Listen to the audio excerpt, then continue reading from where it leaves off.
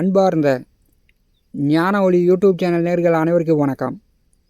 இந்த பதிவில் துலாம் ராசி அன்பர்களுக்கு சுக்கிரன் பெயர்ச்சி சிறப்பு பலன்கள் காணலாம். நவ கிரகங்களில் சுக்கிர பகவான் அனைத்து உயிர்களுக்கும் இன்பத்தை கொடுப்பவர், ஆடம்பர வாழ்வு அளிப்பவர். ரிஷப ராசி முதல் மிதுன ராசி திருவாதிரை நட்சத்திரத்தை சுக்கிர பகவான் கடக்கும் வரை, அதாவது ரிஷபராசியில் கிருத்திகை, ரோகிணி, மிருகசிரீசம், மிதுன ராசியில் திருவாதிரை நட்சத்திரத்தை கடக்கும் வரை நாய் கடிக்கும் மாடு முட்டும் என்று நம்முடைய சேனலில் கடந்த பதிவு செய்யப்பட்டது. அதுபோல் நாய் கடித்து பல பேர் தொந்தரவுக்கு உள்ளானார்கள். நாய்க்கடி செய்திகள் தினந்தோறும் தனி நியூஸாகவே வந்தது. பேப்பர்லேயும் சரி, டிவி நியூஸ்லேயும் சரி. வருடத்தில் 20,000 பேர் நாய் கடித்து இறந்து விடுகிறார்கள் என்று ஆய்வு சொல்கிறது. திருவாதிரை நட்சத்திரத்தை சுக்கிரபகவான் கடந்து விட்டார் என்றால் விலங்குகள் மூலம், பறவைகள் மூலம், தேனீ பூச்சிகள் மூலம் தொந்தரவுகள் இல்லை.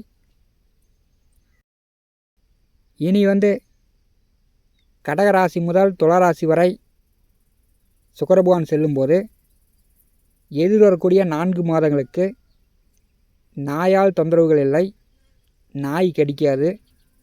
அடுத்து நடப்பது என்ன என்பதை இந்த பதிவில் காணலாம். இந்த பதிவை கடைசி வரை கேட்டு பயன்பெறுங்க. கடகம், சிம்மராசி சுக்கிரனுக்கு கடும் பகை ராசிகள். கடகம் ஓடுகின்ற நதிநீர்.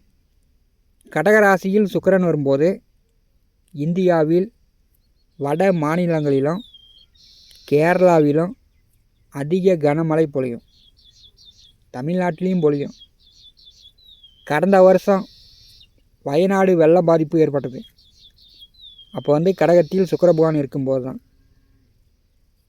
கடகத்தில் சுக்கிரபகவான் வரும்போது மேக வெடிப்பு ஏற்பட்டு கனமழை பொழிந்து ஓரிரு மணி நேரத்தில் 6 போல் நீர் பெருகெடுத்து ஓடும்.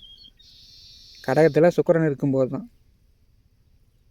இனிமேல் பேப்பர் நியூஸில் மழை வெள்ள பாதிப்பு பற்றி செய்திகள் தினந்தோறும் வரும்.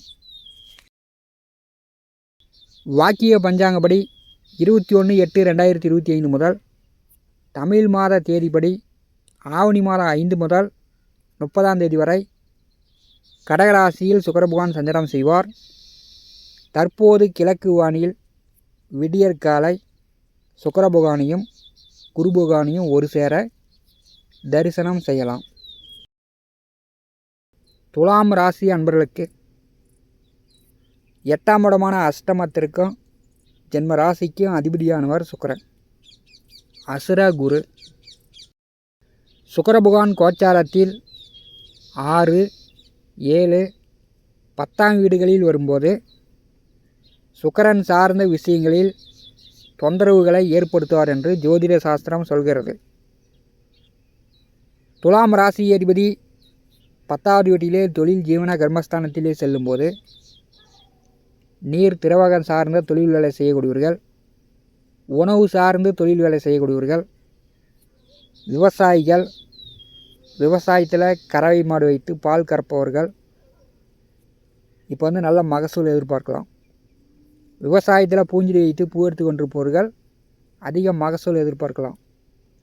அதே மாதிரி ஜவுளி, வண்டி வாகன டிராவல்ஸ் வைத்திருப்பவர்கள், இந்த மாதிரி சொகுசான தொழில் வேலை செய்யக்கூடியவர்களுக்கு ஆவணி மாதம் 30 வரை நல்ல வருமான பெருக்கம் உண்டாகும். சுபகாரியங்களுக்கு வண்டி வாகன டிராவல்ஸ் வைத்திருப்பவர்கள் சென்று வரலாம், நல்ல வருமான வாடகை கிடைக்கும். 10வது வீட்டிலே சுக்கிரன் வரும்போது நல்லா பரபரப்பாக சுறுசுறுப்பாக இருப்பீங்க. அதே கொஞ்சம் அதிகாரத்தையும் வெளிப்படுத்தும். இந்த வேலை தான் நான் செய்வேன், இந்த வேலை தான் செய்வேன், மற்ற வேலை எதுவும் செய்ய மாட்டேன் அப்படின்னு இருந்தால் ராஜாவாக தான் இருப்பேன் அப்படின்னு நினைக்க வைக்கும். 10லே சுக்கிரன் வரும்போது இந்த வேலை தான் செய்வேன் அப்படின்னு நீங்கள் பிடிவாதமாக அதிகாரமாக இருந்தீங்கன்னா அடுத்த ஆவணி மாதம் 30 வரை வேலை தொழில் உத்தியோக ரீதியாக வருமானம் இல்லாமலும் கஷ்டப்படக்கூடிய சூழ்நிலையும் உண்டாகும். 8ஆம் அதிபதி நீர்ராசியில் செல்லும்போது ஆவணி மாதம் 30ஆம் தேதி வரை நீர்நிலைகளில் கொஞ்சம் கவனமாக இருக்கணும். துலாம் ராசி என்பவர்களுக்கு சளி, காய்ச்சல், இருமல் இந்த மாதிரி நீர் சம்பந்தப்பட்ட வியாதிகள் வரத்துக்கு வாய்ப்பு உண்டு. ராசிக்கு 10வது வீட்டிலே கோச்சாரத்தில் சுக்கிரன் வரும்போது பிடிவாத குணம் தவிர்க்க வேண்டும். மற்றவர்களோட எதிர்வாதம், சண்டை சச்சரவுகள்லாம் பார்த்துக்கணும். இல்லைன்னா வம்பு, வழக்கு, கோர்ட்டு கேஸுன்னு சட்ட சிக்கலில் மாட்டக்கூடிய சூழ்நிலையும் உண்டாகும். உங்களுக்கு பகையாளி, விரோதிகள் அவங்க மூலம் அவங்க செய்யக்கூடிய காரியங்கள் உங்களுக்கு வெற்றி வாய்ப்புகளையும் தரலாம். துலாம் ராசிக்கு 8ஆம் அதிபதி தொழில்ஸ்தானத்திலே செல்லும்போது ஆவணி மாதம் 30 வரை தொழில் செய்து கொண்டிருப்பவர்கள், வேலை உத்தியோகம் பார்க்கக்கூடியவர்கள் அந்த தொழில் சார்ந்த ரகசியங்களை வெளியில் மற்றவர்களிடம் பேசாமல் இருப்பது நல்லது. ஆவணி மாதம் 30 வரை துலாம் ராசிக்கு 14வது வீட்டிலே சூரியன் ஆட்சி பெற்று சஞ்சாரம் செய்கிறார். லாபஸ்தானம் பலமாக இருக்கிறது.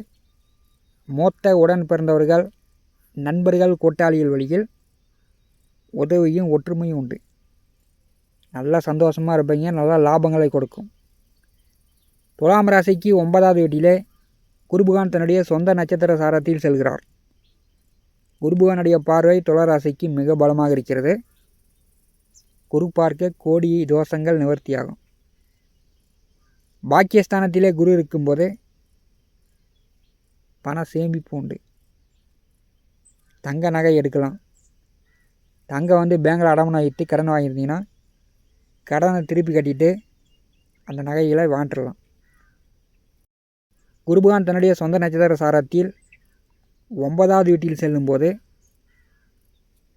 ஒரு சிலர் தந்தையாரிடமோ அல்லது தந்தையார் உடன் பிறந்தவரிடமோ பகை, விரோதம் ஏற்படுத்தி கொள்ளக்கூடிய சூழ்நிலை உண்டு. உங்கள் அப்பாவை பற்றிய நீங்கள் பேசிக்கிட்டு இருப்பீங்க. உங்கள் அப்பாவை நீங்கள் குறை சொல்லிக்கிட்டு இருப்பீங்க. அல்லது உங்கள் அப்பா அதிகாரமாக கொஞ்சம் கூட இரக்கம் காட்டாமல் உங்களிடம் செயல்பட்டு கொண்டிருப்பார். ஏன்னா 3, 6ஆம் அதிபதி 9வது வீட்டில் செல்லும்போது நீங்கள் அதிகாரமாக இருப்பீங்க. இல்லைன்னா உங்கள் அப்பா அதிகாரமாக இருப்பார். ஜென்ம ராசி அதிபதி தொழில், ஜீவன, கர்மஸ்தானத்திலே செல்லும்போது துலாம் ராசி என்பவர்கள் குடும்ப பொறுப்பு உணர்ந்து ஆவணி மாதம் 30 வரை செயல்படுங்க. கண்டிப்பாக தொழில் ரீதியாக, வேலை உத்தியோக ரீதியாக நல்ல வருமான சம்பாத்தியம் உண்டு. 10வது வீட்டிலே சுக்கிரன் வரும்போது எதிர்பாலினர்களிடம், பெண்களிடம் கொஞ்சம் மதிப்பு மரியாதையாக கண்ணியமாக நடந்து கொள்வது துலாம் ராசி அன்பர்களுக்கு நல்லது. இந்த காணொலியை பற்றி உங்களுடைய மேலான கருத்துக்களை நம்முடைய கான்பாஸில் பதிவு செய்யுங்கள். நம்முடைய ஞான ஒளி யூடியூப் சேனலை பார்த்து கொண்டிருக்கக்கூடிய அன்பர்கள், இதுவரை சப்ஸ்கிரைப் செய்யாத அன்பர்கள் மறக்காமல் நம்முடைய சேனலை சப்ஸ்கிரைப் செய்து கூடவே இருக்கின்ற ஆல் பட்டன் அழுத்திங்க. தினந்தோறும் நம்முடைய சேனலில் ஜோதிட பலன்கள் பதிவிடப்படும். உடனுக்குடன் பார்த்து பயன்பெறுங்கள். நன்றி, வணக்கம்.